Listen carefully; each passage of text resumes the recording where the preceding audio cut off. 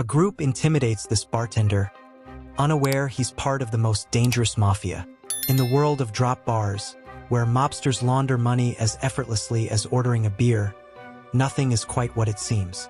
These bars may look ordinary, but they are controlled by the Chechen mafia, and owners only discover their properties have become criminal cash hubs when it's too late.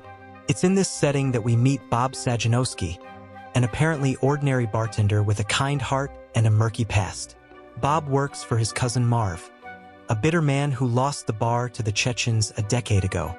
While serving drinks and listening to neighborhood veterans toast the late Richie Whalen, Bob also endures Marv's nagging about giving free drinks and letting elderly ladies smoke illegally in the bar. One night, Bob finds a pitiful pit bull puppy crying in a trash can. The dog, beaten and abandoned, leads Bob to Nadia, the wary homeowner. Nadia demands ID and photographs Bob like she's in an episode of CSI before agreeing to help treat the dog's wounds. Bob decides to keep the puppy, to the likely dismay of the mafia, and names it Rocco, though he briefly considered Mike, showing his creativity is as limited as his bartending skills. Soon after, the Chechen mafia storms the bar, with one of the masked robbers impaled like a kebab. Marv and Bob deny knowing him, but the clue of a broken watch that Bob gave Detective Torres isn't helping with the mob. Meanwhile, Marv, who clearly hasn't abandoned his scheming ways, is the mastermind behind the robbery, only to discover his accomplices are amateurs. One of them wore a broken watch. Just as Bob begins enjoying life with Rocco, Eric Deeds, a thug with a sinister grin and dubious stories, shows up claiming ownership of the puppy.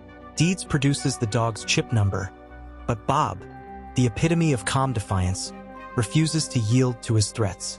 He politely asks Eric to leave, a testament to Bob's patience, greater than most action heroes featured on this channel. Amid the chaos, Detective Torres delves deeper into Marv's shady connections with the mafia and the bar's past. Torres has known Bob for years through church, but Bob always skips communion to avoid confession. A hilarious solution for someone with skeletons in his closet. Bob and Nadia's relationship deepens as she reveals struggles with addiction and self-harm. Their bond over Rocco is touching but full of challenges. Bob's initial pet parenting skills lead to puddles of pee around the house and awkward encounters at the park, with Eric lurking, ready to ruin everything.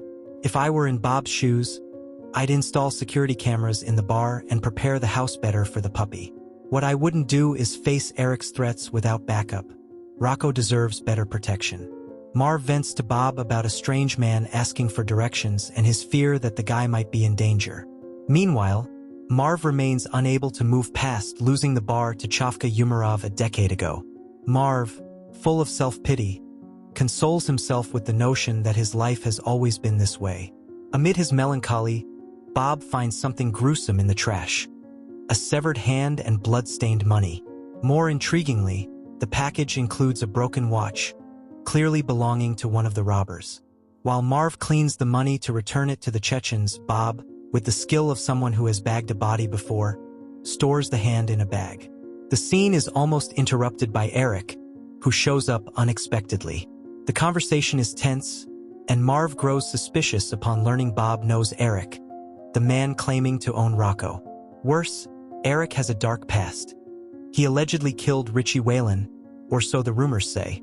Soon after, Marv tries to rope a reluctant Fitz into a robbery on Super Bowl night, but Fitz's nervousness ends with Marv running him over, multiple times just to be sure. Meanwhile, Bob discovers Eric had been in his home, as a forgotten umbrella gives him away. Eric demands $10,000 to leave Rocco alone, but Bob doesn't budge. Marv, on the other hand, is spiraling into paranoia, convinced Bob humiliates him by giving his stool to an old lady. At the bar, the stage is set. Super Bowl night will be pivotal for everyone, but Marv is clearly plotting something bound to end badly. As the Chechens collect money throughout the night, Eric shows up with Nadia, who is visibly uncomfortable. Eric, now stirring trouble, threatens Bob, who decides to remind him of the real story behind Richie Whalen. Bob reveals that he himself killed Richie because Richie paid off Marv's debt, which didn't help conceal the ex-bar owner's financial hole. Bob settles the matter with 2 shots to Eric's face. He reassures Nadia that she's now safe, but the terrified woman flees. The Chechens, ever pragmatic, show up to clean up the mess, including Eric's body. Chavka, who always had a soft spot for Bob, decides he should be the new bar owner, renaming it Bob's Bar.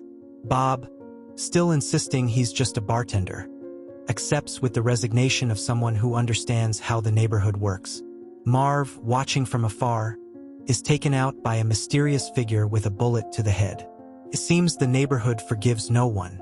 Detective Torres, always suspicious of Bob, asks if he'll attend the closure of the local church, sold for residential redevelopment.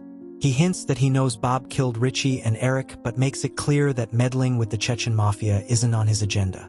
Without evidence, he leaves Bob alone.